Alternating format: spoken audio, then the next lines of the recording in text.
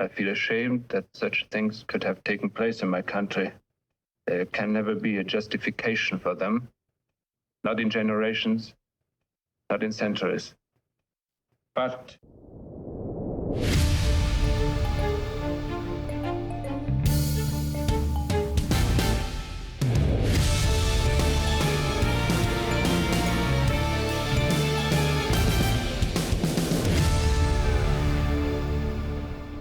Hello and welcome to another episode of Kill James Bond. I am November Kelly. I am joined, as always, by my friends Abigail Thorne and Devon. Guten Tag, liebling listener. Guten Tag, everyone. Guten Tag indeed, yes. It's a bonus episode. And as you can tell by our friendly German accents, what we're going to do this time is Untold Horrors. We're going to talk about the horrors. Who's to blame for the Holocaust? Oh, turns out, maybe it says here everyone? Turns out the entire world, yeah. Sort of at differing levels. Apparently, yeah. Which I don't really agree with, but okay. Well, we'll get to this. But we watched Judgement at Nuremberg, Stanley Kramer's 1961 drama about the kind of subsequent Nuremberg trials. And I gotta say, we used to make message films. Right. Ooh, what a movie, too. Like, what a fucking listeners, go watch Judgment at Nuremberg and then come back. It's so fucking good. It was such a good movie. It's a 3-hour tome. This came about because frequently my beloved partner, Rebecca, will go to bed early for work and I'm left at a loose end for a couple of hours in the evening. So I watch a movie, and I don't want to watch any modern movies because I want to watch them with Becca. Yeah. So I've been going back and watching a lot of like your black and whites. This is why I had watched Citizen Kane a little bit recently. This is why I saw Singing in the Rain, His Girl Friday, and then finally Judgment at Nuremberg. And it grabbed my heart with both hands, and I was like, fuck, I kind of have to talk about it on the podcast. Fantastic. Yeah, it's very contemporary too. Yeah. It's like a timely pick. It's a movie that I'd seen before. I'm really excited to talk about it as well. And again, it is in the tradition of message film. You are going to have explained to you somewhat didactically. It's sort of like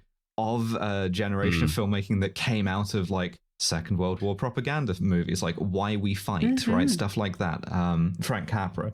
And that came out of a really strong liberal worldview. Liberalism, listeners, if you're not old enough to remember it, is something that we used to have that kind of led us here, but was better than here, and you're allowed to miss it. It's complicated. So I guess we should kind of like lay some historical groundwork for listeners who kind of aren't really aware. So what is World War II? Adolf Hitler was functionally a podcaster who let things get out of hand. In the early months of 1945, it was pretty obvious that the Allies were going to win the war. And so this question came up like, okay, what the fuck are we going to do with Germany? Because like there's a lot of people in it. Some of them are Nazis, some of them aren't. Some of them have committed like Nazi war crimes. Some of them committed just like old school army style war crimes. I have here this Morgenthau plan. Not sure what I'm going to do with this. There's just like there's a lot of people, and they're all going to be hiding and trying to pretend they weren't Nazis. So how are we going to figure out like what the fuck do we do and assign responsibility for all this shit that's gone down? And at the Yalta conference between Churchill, FDR, and Joseph Stalin reads the Devon report. And Stalin says, we're going to make a list of 50,000 people, and then we'll put the worst offenders at the top, and then we'll just keep adding names until we get to 50,000, and then we'll just fucking execute all of them. And that way we'll get all of them, right? And then FDR, not realizing that Stalin is kidding, says, no, I kind of like 49,000. And Churchill has to explain, he's not kidding, and no, we are absolutely not doing that. Instead, we're going to have something that looks like a series of trials. And then out of that emerges all kinds of complex legal and political questions of like who has the right to sit in judgment of another country, and like we get the Nuremberg trials, which is what this movie's about. Yeah, well, sort of. It's about it's not about the Nuremberg trials as are popularly remembered, right? Because the original spectacle of those, the International Military Tribunal at Nuremberg, which was led by Allied prosecutors, including like Soviet prosecutions, they were like Soviet members. Those have at this point finished. Right. And so of your prominent Nazis, Hitler dead by suicide and or living in Argentina, Goebbels dead by suicide, Goering commits suicide while under arrest while being tried at the International Military Tribunal. And so the IMT hangs a bunch of senior Nazis, it sentences them to death, and it has them hanged. Mm-hmm.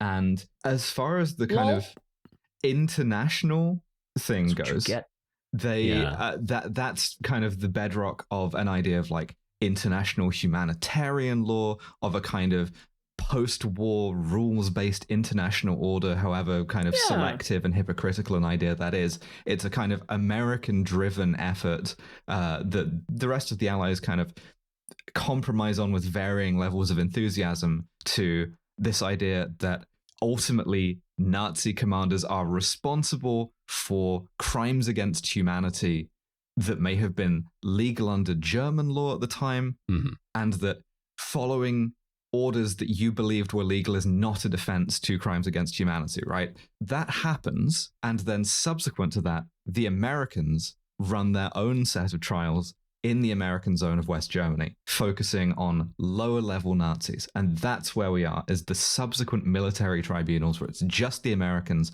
and they are going for middle managers, right?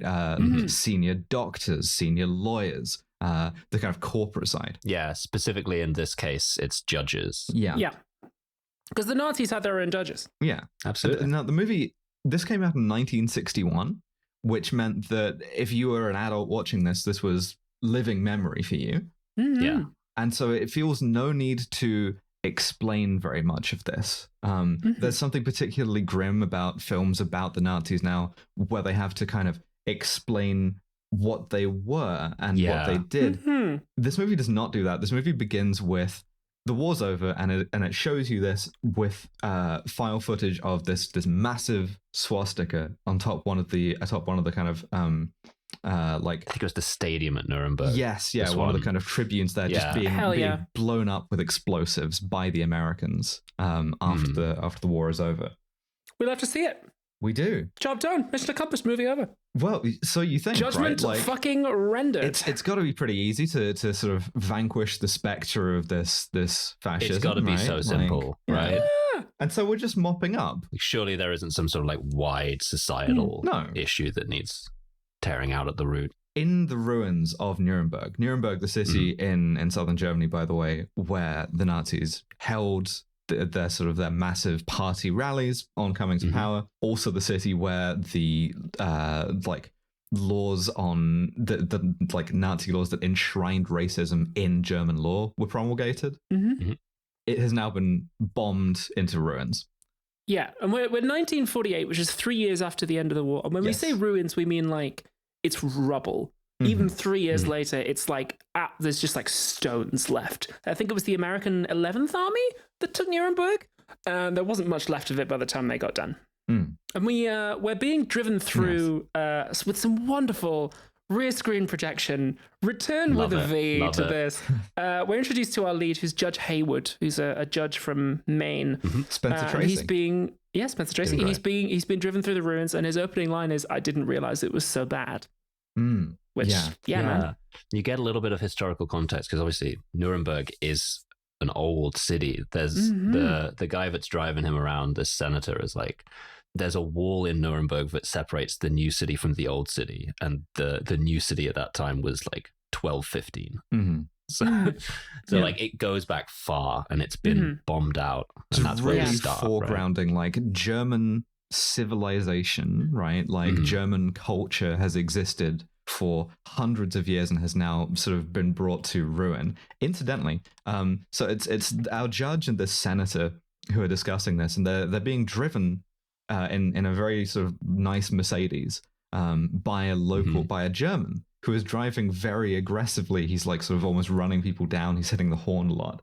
He's honking a lot. He's driving like a Nazi. Right? Like that's your first little piece of sort of like storytelling there as well, is what driving sort of dignitaries around looks like is running people off the road, and they have to tell him not to do this.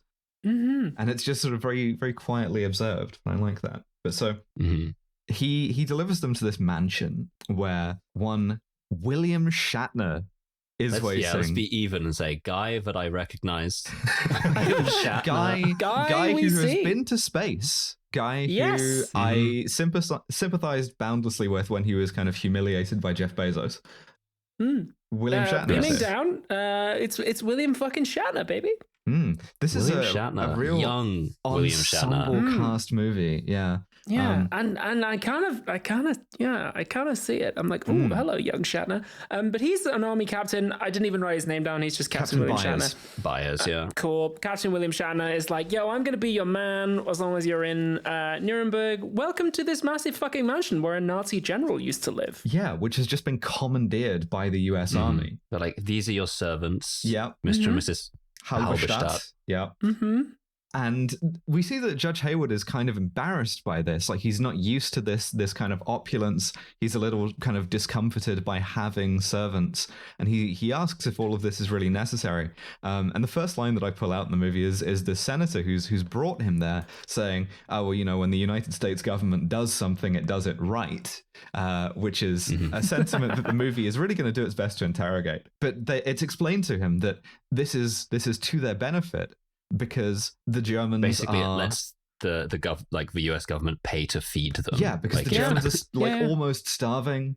And they did actually. Many thousands of Germans starved after World War II because this is like, that's the nature of total war, which is what World War II was. There was no like strategic targeting. It's like you fucking leveled the entire city. And then when the Nazis left, or hid or were destroyed, they didn't leave anything behind. Like, Germany has just been fucking turned into a smoking crater. And so thousands of people fucking starved to death or died of preventable disease. Yeah, you get a little hint of this from Byers when he's introducing the place. He goes, we do our shopping at the army commissary because there's not enough food for the Germans. Yeah, and like, working for you, here they eat, right? And so he's a job creator. Yeah, it's interesting. Byers as well. You get little kind of hints of his character being sort of quite cultured, quite sort of upper class. He mentions the kind of the grand piano by Maker's name, and Hayward clocks him as being a West Point graduate, the U.S. military academy, and he says, "Well, I'm not." And it makes me uncomfortable. And so the kind of standing on ceremony that he does, Hayward has to kind of ask him to dial it down a bit. And he's very, very polished where Hayward isn't. Yeah. He's just, no, I'm just a simple country judge. Yeah, this is a real archetype if you like American liberal movies of the 60s particularly. He's a simple man. He's an American Cincinnatus, right? Like, he's he has rural values and is sort of like plain spoken. So we go to a courtroom, and our defendants enter. There's 4 guys. They're all former judges. And at this point, the movie hits us quite hard with a really fucking powerful decision, which is that there is never any music inside the courtroom. All the courtroom scenes are filmed more or less in real time, with no music, with very minimal editing, and just these long held shots as these 4 guys just enter the fucking room. So we meet our 4 guys. It's wild as well, because it really does a good job of capturing the spectacle, because it was a visual spectacle of the International Military Tribunal, which was this, it was shot for newsreels, and it had this kind of like real contrast to it in black and white, this kind of like very, very sort of like vertiginously arranged court full of, people in uniform, and, sort of lined with American military police, and then like white helmets and white gloves and white belts. And again, you get the sense that the United States government does something, it does it right. But here we are in the kind of like the back end of this stuff, where we're getting down to now judging judges.